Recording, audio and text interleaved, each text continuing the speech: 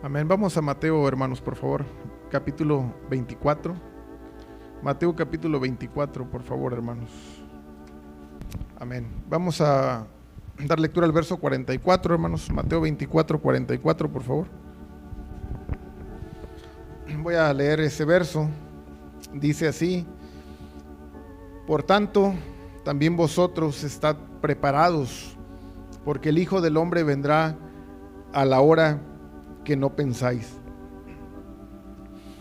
Quiero compartir, hermanos, algo que tiene que ver con el tiempo del fin, y es un tema en específico que quiero ver. Yo le titulé a este sermón preparándonos para su venida.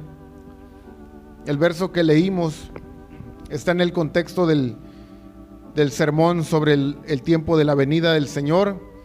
Y la advertencia que nos dice aquí: por tanto, dice Cristo, también vosotros estad preparados, porque el Hijo del Hombre vendrá a la hora que no pensáis. En el discurso, hermanos, que el Señor dio sobre el tiempo de su venida, enfatiza que debemos estar preparados. La idea, hermanos, es estar preparados para recibir al que viene. Esa palabra preparados en el griego es la palabra etoimos, que a su vez proviene de otra palabra que es eteos, que quiere decir apropiado. Tiene que ver con aptitud. Y esa palabra griega etoimos nos habla de estar listos porque estamos preparados, o estar preparando. También nos habla de listos para afrontar la oportunidad o desafío que está por llegar. Listo porque ya se han hecho los preparativos necesarios, o porque estos seguramente se harán cuando sea necesario. Es la palabra griega que está ahí, hermanos, como preparados. Nos habla de aptitud, de ser aptos. Nos habla de estar listos y preparados, hacer preparativos o hacerlos cuando sea necesario. Yo quiero ver con ustedes, hermanos, algunas cosas que tienen que ver bíblicamente con estar preparados. Quiero ir con ustedes ahí a Mateo 24, pero en el siguiente versículo, el 45, que es el contexto. Vamos a ver en este contexto cómo es una forma de estar preparados. Verso 45 dice: ¿quién es, pues, el siervo fiel y prudente, al cual puso su Señor sobre su casa para que les dé el alimento a tiempo? Bienaventurado aquel siervo al cual, cuando su Señor venga, le halle haciendo así. De cierto os digo que sobre todos sus bienes le pondrá. Fíjense, hermanos, en el contexto de estar preparados, el Señor da un ejemplo y dice que hay un tipo de persona que va a ser bienaventurado en su venida. En el verso 47 dice que incluso será recompensado, sobre todos sus bienes le pondrá. Pero ¿por qué ese siervo, hermanos, va a ser bienaventurado y recompensado? Por lo que dice el verso 45. ¿Quién es, pues, el siervo fiel y prudente? Una característica, hermanos, de una persona preparada, o que se está preparando, o que estará preparada para su venida, serán aquellos que son fieles. Ahí en Mateo 25, hermanos, 19, quiero ir con ustedes ahí, por favor, solo para ampliar un poquito el concepto de ser fieles. Mateo 25, 19, todos siguen el mismo contexto del fin. En el contexto del fin, el Señor dio la parábola de los talentos. Y él dice en el verso 14, porque el reino de los cielos es como un hombre que yéndose lejos, habla de alguien que partió, dice, llamó a sus siervos y les entregó sus bienes. Y ahí habla de que a uno le dio 5, a otro 2 y a otro 1 talento. Pero vean en el verso 19, un personaje que recibió 1 talento, dice, o recibió esos bienes, dice, después de mucho tiempo, vino el Señor. Fíjense cómo es la venida. Después de mucho tiempo vino el Señor de aquellos siervos y arregló cuentas con ellos. Y llegando el que había recibido 5 talentos, trajo otros 5 talentos, diciendo, Señor, 5 talentos me entregaste, aquí tienes, he ganado otros 5 talentos sobre ellos. Y su Señor le dijo, bien, buen siervo y fiel, sobre poco has sido fiel, sobre mucho te pondré, entra en el gozo de tu Señor. Vemos que aquí, hermanos, también está un siervo recompensado, ¿verdad? Como en el verso 44. ¿Y por qué fue recompensado, hermanos? Porque fue fiel en lo que tenía que estar haciendo. Ahora, hermanos, yo quiero subrayar con ustedes en el verso 21 que leímos de Mateo 25, verso 21. ¿En qué fue fiel el siervo? Dice, y su Señor le dijo, bien, buen siervo y fiel, sobre poco has sido fiel, sobre mucho te pondré. Muchos de nosotros tal vez seríamos fieles en negocios importantes, hermanos, en asuntos importantes, pero no en asuntos menores y pequeños. Pero el Señor sí toma en cuenta, hermanos, aún las cosas pequeñas para mantenernos fieles. Él va a recompensar en su venida al que se mantuvo fiel haciendo aún cosas pequeñas. Y yo es algo que quiero enfatizar, hermanos, porque mantenernos fieles, tal vez el Señor nos ha dado un llamado, tal vez nos ha dado un don, tal vez ministramos en alguna área. Pero hay veces que hay cosas pequeñas que también requieren fidelidad, como el ser un padre que provee a la casa, como ser una madre que cuida bien a sus hijos y los educa bien, y aún a otras áreas menores. Pero es importante ser fieles, hermanos, en esas cosas pequeñas, y a veces menospreciamos lo que tenemos, y en realidad, hermanos, eso es importante que lo hagamos. Saben, hermanos, a veces anhelamos cosas que no son la voluntad de Dios. Mírenme, me llamó la atención una historia muy curiosa. Por supuesto, quiero aclarar que es una historia ficticia, pero un hombre estaba en una cantera, estaba con un cincel y un martillo o un marro, picando piedra y sacando piedra de una cantera, de una roca. Y ese hombre, hermanos, a causa de su trabajo, obviamente no tenía muchos recursos y vivía en una choza, y su ropa era ropa vieja, ropa desgastada. Y un día en la ciudad donde él vivía llegó el rey, y el rey vestía de seda y tenía su corona, y ese hombre dijo, el que picaba la piedra, dijo, ¿cómo me gustaría ser el rey? Él sí que viste bien y él sí que está bien. Y le fue concedido y se volvió un rey. Después, hermanos, de un tiempo siendo el rey, él se dio cuenta que aún siendo un rey poderoso y un rey importante, había cosas que él no podía hacer. Y dijo, aún el sol me fatiga aunque yo sea el rey. Dijo, entonces algo más poderoso que el hombre es el sol. Me gustaría ser el sol.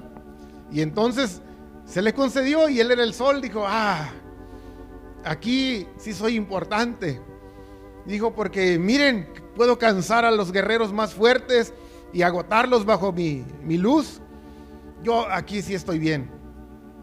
Pero de repente se atraviesa una nubecita y lo bloquea. Y dijo, entonces más poderoso que yo es esa nube.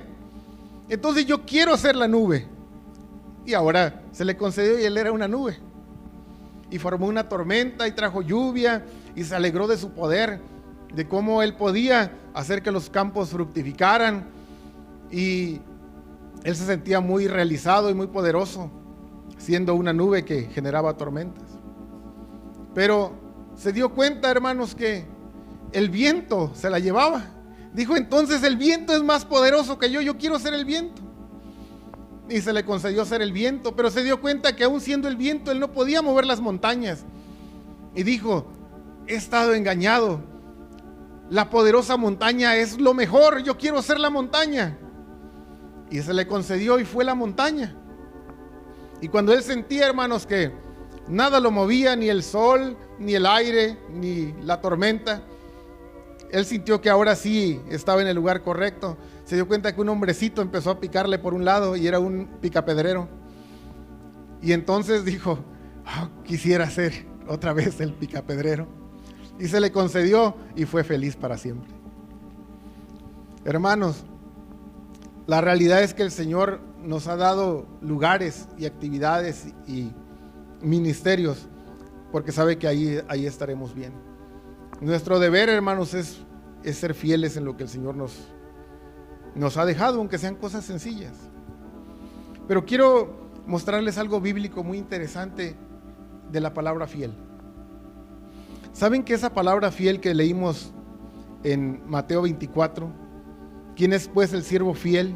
Esa palabra fiel viene de una palabra griega que es pistos y está derivada, hermanos, de una palabra que es persuadido, propiamente fiel o leal a la fe, literalmente plenitud de fe. Describe la plena fidelidad que hay en creer en la fe que Dios imparte. En resumen, hermanos, esa palabra fiel también tiene que ver con creer. ¿Saben? Hay algunas traducciones en el fruto del Espíritu de Gálatas donde dice fe, traducen fidelidad. ¿Alguien ha leído una traducción donde ha visto eso? Bueno, solo se los dejo de tarea si quieren buscarlo en otra traducción. En lugar de fe dice fidelidad. Porque en realidad, hermanos, la fidelidad o la fe tiene que ver con creer. Y quiero mostrarles un ejemplo, hermanos. Vaya conmigo, por favor, al Salmo 14:1, por favor. Dice el necio en su corazón, no hay Dios. Se han corrompido, hacen obras abominables, no hay quien haga el bien. Yo quiero preguntarles, hermanos, ¿por qué este hombre descrito en el Salmo 14, verso 1, es una persona corrompida, que hace obras abominables y que hace el mal o que no hace el bien? ¿Por qué hace eso, hermanos? Por la sentencia del inicio del verso. Dice en su corazón, no hay Dios.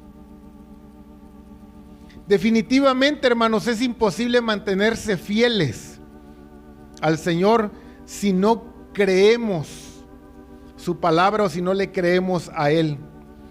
Por eso la gente que vive en el pecado solo está demostrando su incredulidad por medio de su estilo de vida. El que cree se mantiene fiel, es obediente a lo que el Señor demanda. Y el que dice en su corazón no hay Dios, eso no es cierto, no hay infierno. No hay infierno, no hay consecuencias, no hay un pago por el pecado, entonces viven equivocadamente.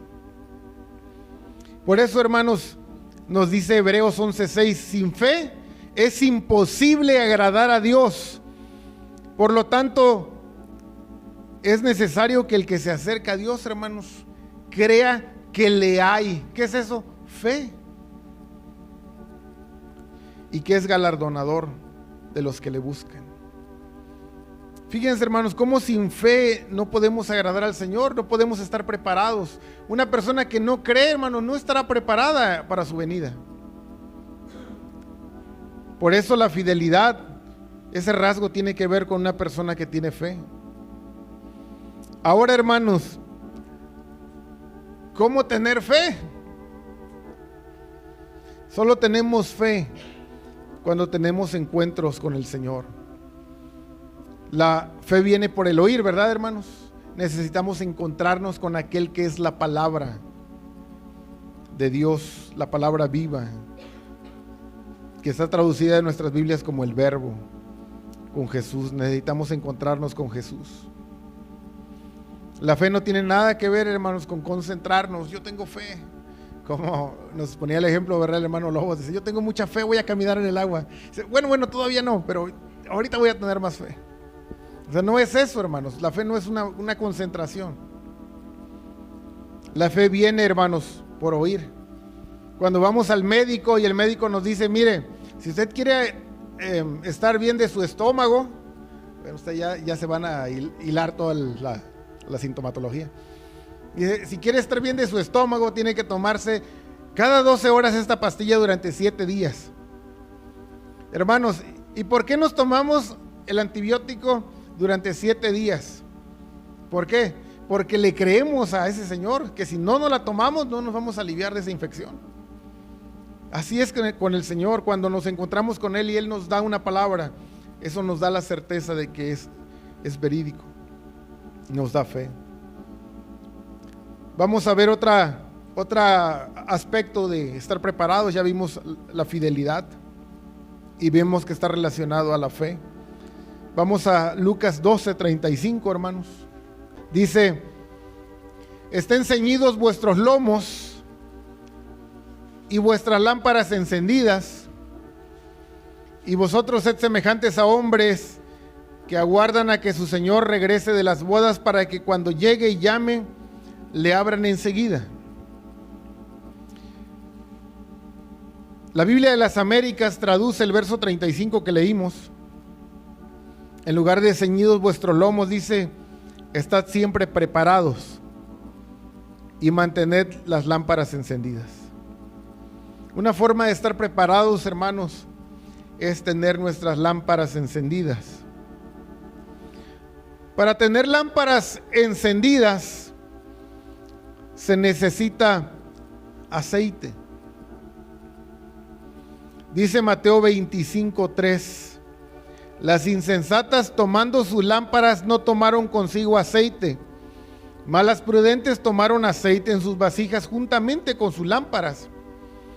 Y en el verso 8 de Mateo 25 dice: y las insensatas dijeron a las prudentes: dadnos de vuestro aceite, porque nuestras lámparas se apagan. Hermanos, vemos aquí una obviedad.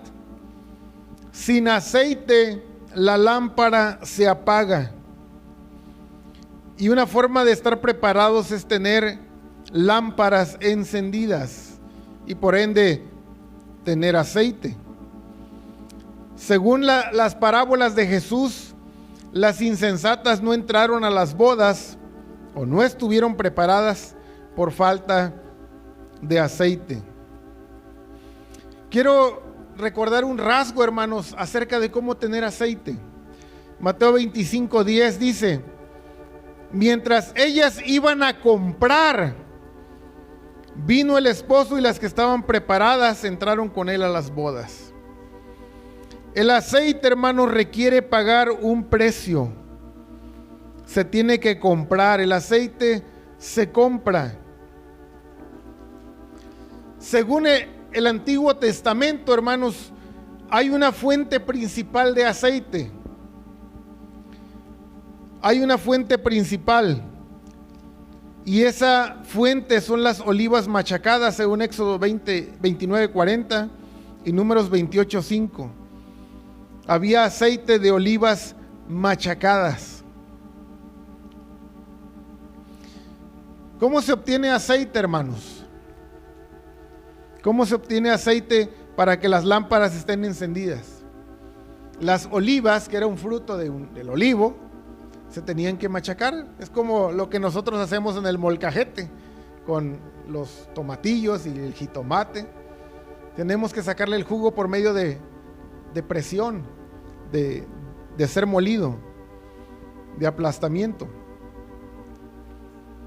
Saben, hermanos, Una forma de obtener aceite es cuando dejamos que el Señor trate en nuestros corazones.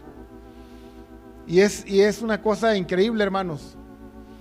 Yo he platicado muchas veces con mi esposa de esto, pero una forma en la que nos mantenemos comprando aceite ahí al Señor, pegados al Señor, es por medio de los tiempos difíciles. Miren, a veces nos ha sucedido, hermanos, que escuchamos de gente cercana, incluso hasta familia, que tiene un problemón de salud o de otra índole.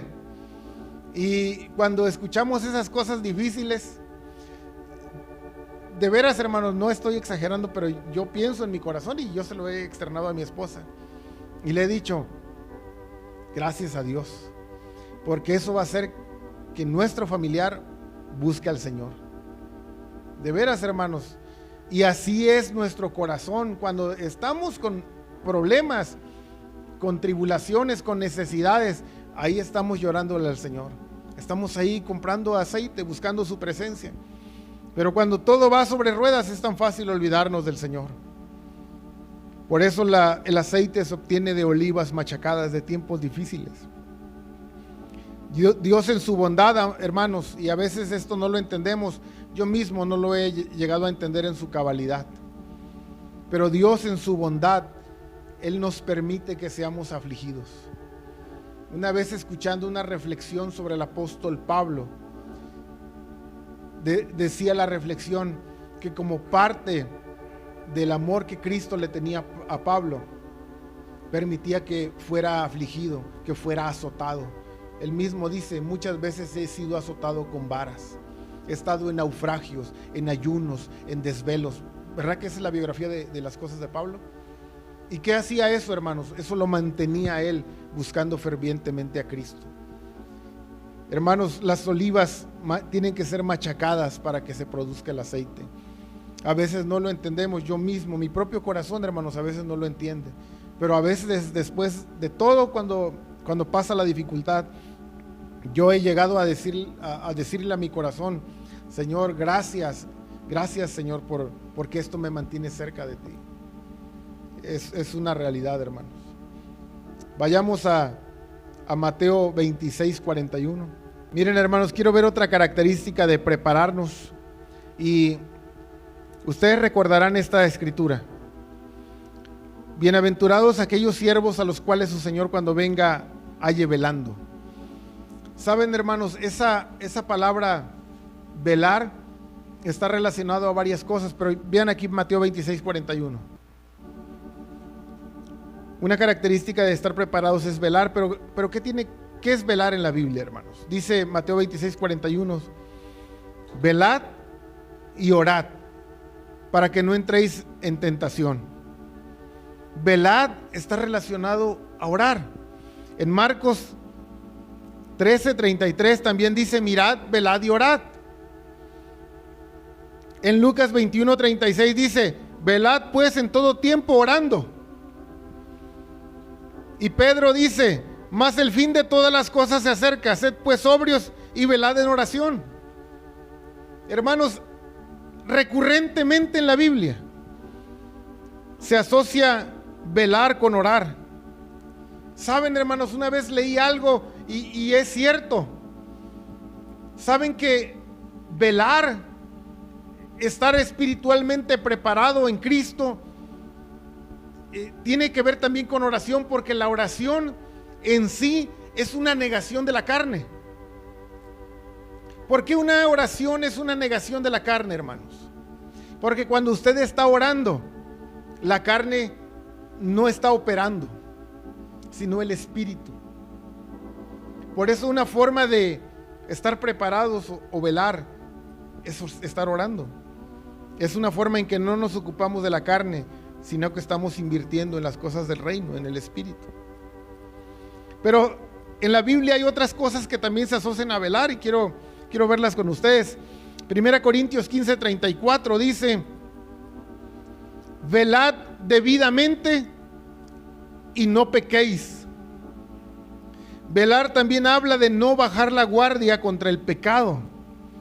Cuando Cristo nos dice que una forma de estar preparados es velando, sí hay que orar, hermanos, pero también no hay que bajar la guardia contra el pecado. Velad debidamente y no pequéis, dice Pablo. También en Corintios, pero en el capítulo 16, verso 13, dice: velad, estad firmes en la fe. Velar nos habla de guardar la fe. Y Pedro habla también de velar, pero en otro contexto. Dice 1 Pedro 5:8: sed sobrios y velad, porque vuestro adversario el diablo como león rugiente anda alrededor buscando a quien devorar.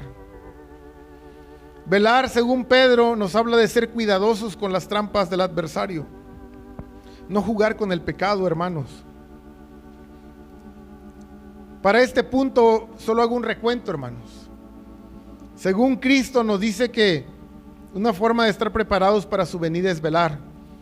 Y velar, vimos, está relacionado a la oración, a no bajar la guardia contra el pecado, a guardar la fe y también a ser cuidadosos con las trampas del adversario. Eso es velar. Es una forma de estar preparados. Quiero mencionar como un punto de estar preparados, hermanos, ¿qué no debemos hacer?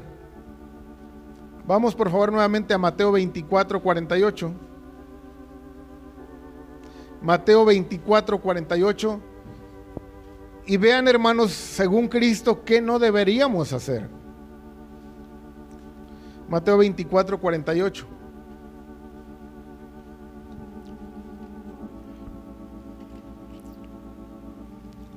Dice: pero si aquel siervo malo dijera en su corazón: mi señor tarda en venir, y comenzare a golpear a sus consiervos, y aun a comer y a beber con los borrachos, vendrá el señor de aquel siervo en el día que éste no espera, y a la hora que no sabe, y lo castigará duramente, y pondrá su parte con los hipócritas. Allí será el lloro y el crujir de dientes. ¿Qué no debemos hacer, hermanos, a la luz de la venida de Cristo? Vivir descuidadamente. No debemos vivir descuidadamente. Quiero que vayan conmigo por favor a 1 Tesalonicenses capítulo 5 verso 1. Dice: pero acerca de los tiempos y de las ocasiones no tenéis necesidad, hermanos, de que yo os escriba, porque vosotros sabéis perfectamente que el día del Señor vendrá así como ladrón en la noche, que cuando digan paz y seguridad, entonces vendrá sobre ellos destrucción repentina, como los dolores a la mujer encinta, y no escaparán. Mas vosotros, hermanos, no estáis en tinieblas para que aquel día os sorprenda como ladrón, porque todos vosotros sois hijos de luz e hijos del día. No somos de la noche ni de las tinieblas. Pero quiero que vean, hermanos, en el verso 6 de Tesalonicenses, cómo es aquellos que sí viven en tinieblas y que sí serán sorprendidos porque están viviendo descuidadamente. Dice: por tanto, no durmamos como los demás, sino velemos y seamos sobrios. Verso 7: pues los que duermen, de noche duermen, y los que se embriagan, de noche se embriagan. Según Mateo, hermanos, un error que podemos hacer es vivir descuidadamente, pensando que la venida del Señor va a demorar mucho. Y el apóstol Pablo nos dice cómo es vivir descuidadamente. Nos dice que es vivir como los que viven en las tinieblas. Ellos de noche duermen, dice el verso 7, y de noche se embriagan. Viven descuidadamente porque ellos no esperan la venida de Cristo como algo cercano. Saben, hermanos, algo que va a suceder y está sucediendo es que la demora que dice Pablo en Tesalonicenses va a provocar que muchos duerman. Como recuerdan las vírgenes, como el esposo tardaba, ellas cabecearon. Bueno, de hecho las 10 cabecearon, pero unas tenían aceite y unas no. Y Pablo nos habla aquí también de los que duermen. Algo que sensibiliza, hermanos, más la carne y opaca al espíritu es vivir descuidadamente. Y muchos, hermanos, en realidad muchos no creemos que la venida de Cristo esté cerca. Por eso la vida puede llegar a ser no tan comprometida. Yo quiero mostrarles por último, hermanos, algo en Ezequiel que debería de darnos una advertencia y el temor del Señor. Vaya conmigo a Ezequiel 9, verso 2. Dice la escritura así: y aquí que 6 varones venían del camino de la puerta de arriba, que mira hacia el norte, y cada uno traía en su mano su instrumento para destruir. Y entre ellos había un varón vestido de lino, el cual traía a su cintura un tintero de escribano, y entrados se pararon junto al altar de bronce.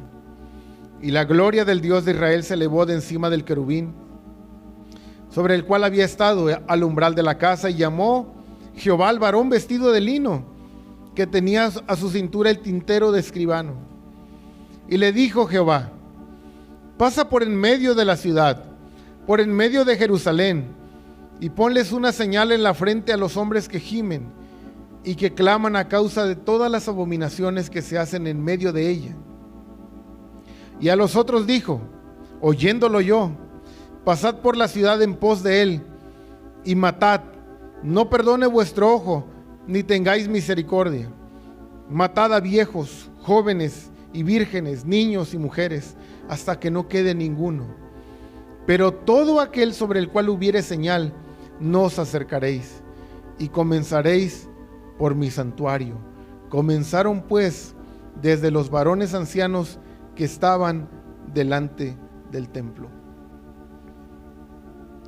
Hermanos, yo como punto final quiero hacer una pregunta. ¿Seremos de los sellados?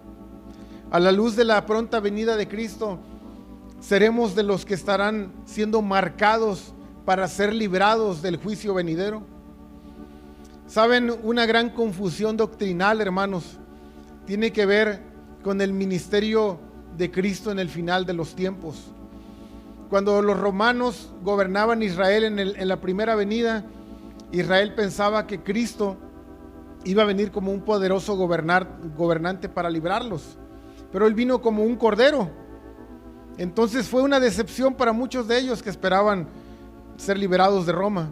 Pero muchos cristianos en el tiempo final esperan un cordero que va a venir a consolar y hacer las obras de la primera venida. Pero Él va a venir ahora como un león, a reinar, según vemos Apocalipsis, ¿verdad? Que Él viene en el caballo blanco con una espada. Él viene ahora a reinar, viene a hacer juicio con los ejércitos, hermanos celestiales. La pregunta es: ¿seremos de los sellados, de aquellos sobre los cuales pasarán por alto, hermanos, los que ejecutan el juicio? Y le dijo Jehová: pasa por en medio de la ciudad, por en medio de Jerusalén, y ponles una señal en la frente a los hombres que gimen y que claman a causa de todas las abominaciones que se hacen en medio de ella. Los que serán sellados, hermanos, serán aquellos que tienen una carga por la condición de la iglesia. Tenemos una carga por la condición de la iglesia. Una forma de estar preparados, hermanos, yendo de atrás hacia el principio, es tener una carga por nuestros hermanos, por la condición de la iglesia. Es no vivir descuidadamente, es velar en la oración y absteniéndonos del pecado, y es manteniéndonos con lámparas encendidas y siendo fieles aún a las cosas más pequeñas. Yo les pido, si podemos estar en pie, hermanos, y si podemos orarle al Señor que Él nos ayude a estar preparados por medio de estas cosas pequeñas.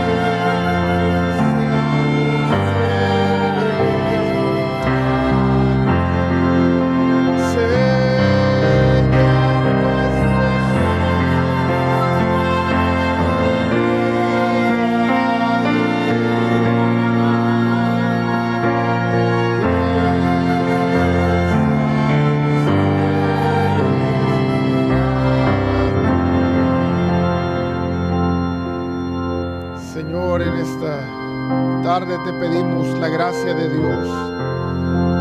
Señor, solo tú puedes ayudarnos a ser fieles, Señor. Ayúdanos a ser, Señor, cuidadosos en nuestra caminata.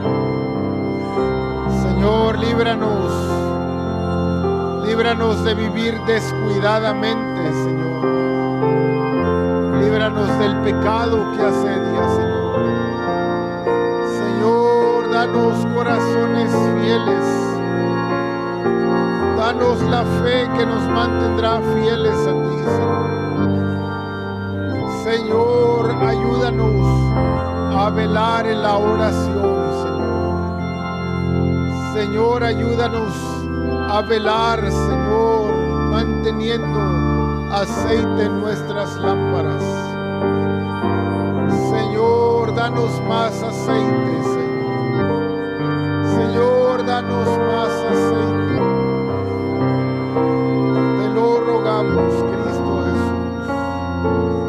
Señor, y danos una carga por la iglesia, Señor.